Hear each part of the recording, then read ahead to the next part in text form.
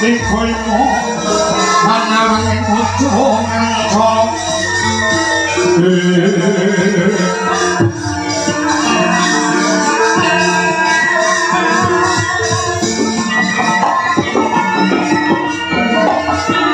Nani Wakudo Aroman kakak guru jauh mobok Nadyan yani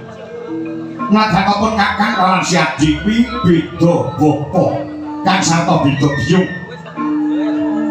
ning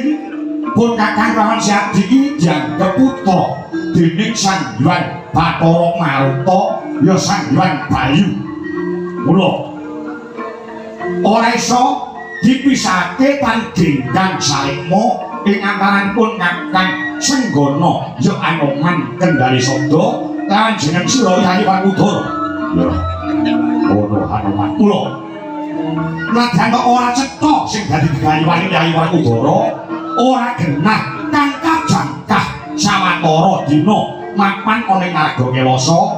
pun kakang uga ora bali ning Kendari Sabda yen to durung bebarengan kelawan Siadi bali mring Jodimati ngono Anoman ya kagungan ning Cipta kang sarta mapan ana ing mapan ingin sepi sepah sangu adoh loh adoh kidul mapan oleh Narga Kelasa bon-bone kepingin gandeng Kelasa lawan Gusti kang Maha Kuwasa Gusti kang Anarya Jagat bisa lakuku kanggo urip ana alam padan bisa dadi jalan manggih kaswargan ing tembe mburine yo Yai bener ucape Yai aku kudu yen tok urip ana ing alam donya ki ora langgeng ora lestari